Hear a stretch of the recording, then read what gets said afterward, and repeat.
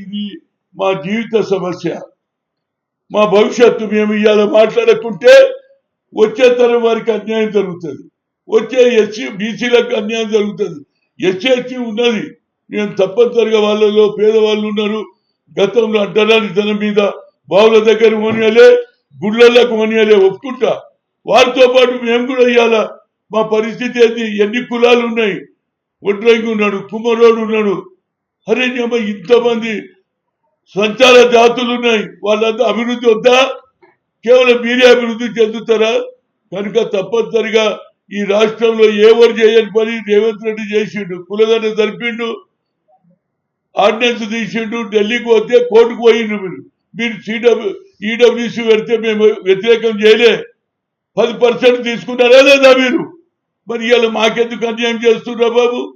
కేంద్ర ప్రభుత్వంకు చిత్తశుద్ధి లేదు. గతంలో నేను అడిగిన 3 సార్లు కలిసిన, ఓసారి 40, ఓసారి 60, ఓసారి 84 మంది కలిసిన. అయ్యా మా జనాభా ప్రధానంగా సెపరేట్ మినిస్టర్ అడిగిన, కులగన చెయ్యాలన్నా 1931లో ఎప్పుడు అయింది.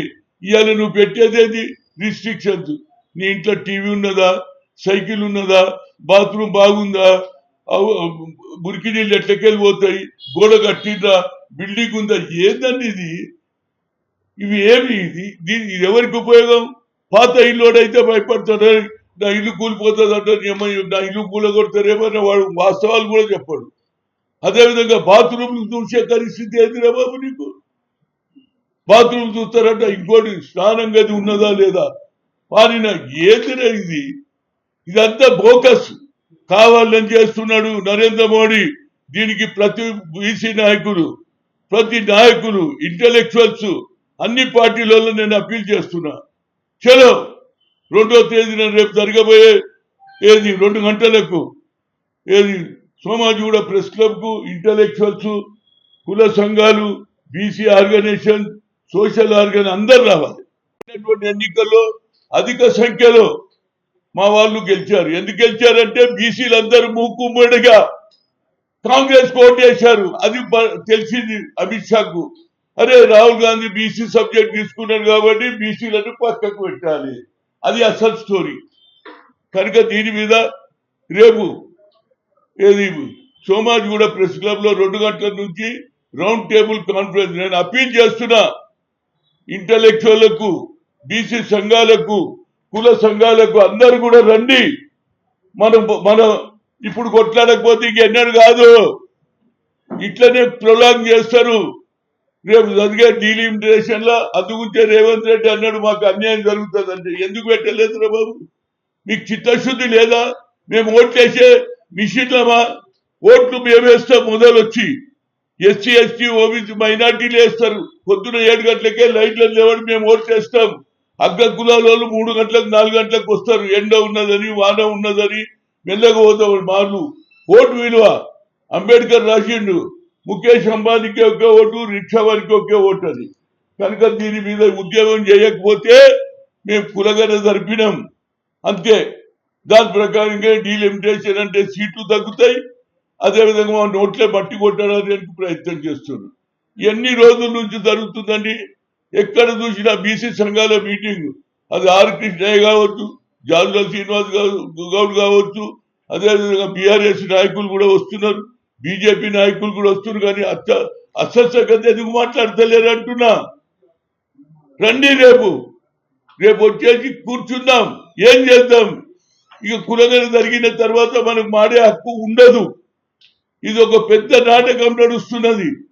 పార్లమెంట్ లో పెట్టినప్పుడు మేము అడుగుతలేదు, మేము తర్వాత చేస్తామంటారు. ఎప్పుడు చేస్తారా బాబు? మీరు చెయ్యాలనే చిత్తశుద్ధి లేదు. నువ్వు దేశానికి ఒక ఓబీసీ ప్రధానమంత్రివి మాట్లాడితే నేను 25 లక్షల కోట్ల మందికి అప్లిమెంట్ ఇప్పటి వరకు లెక్క చెప్పు. ఏమని అంటే నేను 27 మంత్రులను ఇచ్చిన అంటారు. దాంతో మాకేం లాభం రా బాబు? ప్రజలకు లాభం అయ్యేది ఉన్నదా? అందుగురించి ఇవాళ అన్ని పార్టీల వాళ్ళు నేను రిక్వెస్ట్ చేస్తున్నా. ఇది పెద్ద అన్యాయం జరుగుతుంది. అన్యాయం అయిపోయిన తర్వాత ఎన్ని మాట్లాడినా ఎవరు లెక్క చేయరు. ఇది సమయం. ఇన్ని రోజుల నుంచి మీరు ఎంతైతే ధర్నాలు చేస్తారు, ప్రతి ఒక్కరు ఢిల్లీ రావడం, జంతర్ మంతర్లో ధర్నా చేయడం, 2 రోజులు జోబుల ఖర్చులు పెట్టుకోవాలి, రావాలి. ఇంత ఎందుకు చేస్తున్నాడు నరేంద్ర మోడీ? నీ వెనకాల ఎవడు ఉన్నాడు? గతంలో నువ్వేమన్నావు? రిమోట్ కంట్రోల్ సోనియా గాంధీ అన్నావు. ఇవాళ మీ రిమోట్ కంట్రోల్ ఎక్కడున్నది? మోహన్ భగత్ చేతిలో ఉన్నది. ఈ దేశాన్ని ముక్కలు చేయాలి, హిందూ దేశంగా పరిగణించాలి, హిందూ ఓట్లతోనే గెలవాలి, రోడ్ల మీదకి రావాలి. మనం దీనికి వ్యతిరేకం చేయకపోతే వాళ్ళు ఏదో కేంద్ర ప్రభుత్వం పంపించింది మీరు చేస్తున్నారు. కానీ మొన్ననే చేసినావు కదా రేవంత్ రెడ్డి గారు, మీరు సర్వే చేసిందా లేదా? 150 కోట్లు ఇచ్చిందా లేదా? ఆ సర్వే ప్రకారంగా మీరే అన్నారు 56% అన్నారు. కొన్ని రాష్ట్రాల్లో 60% ఉన్నారు. బీహార్లో చెప్పిన నితీష్ కుమార్ గారు. కనుక నా ఉద్దేశంలో ఇది తీరని అన్యాయం జరుగుతున్నది. మనం ఇప్పుడు మేలు కోరుకోకపోతే వచ్చే తరం వారికి అన్యాయం జరుగుతుంది. మన పిల్లల భవిష్యత్తు చెడిపోతుంది. ఎవడు ఇచ్చేటోడే ఉంటాడు. మనం మళ్ళా పట్ల కాడికి పోవాలి, లేకుంటే పెట్ట తీయాలి, లేకుంటే కూలినా చేసే పరిస్థితి వస్తుంది. మా పిల్లలకు అన్యాయం జరుగుతుంది. కాబట్టి as a OBC MPs convener గా ఫైట్ చేస్తా.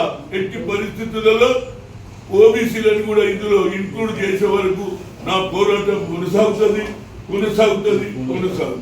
Thank you.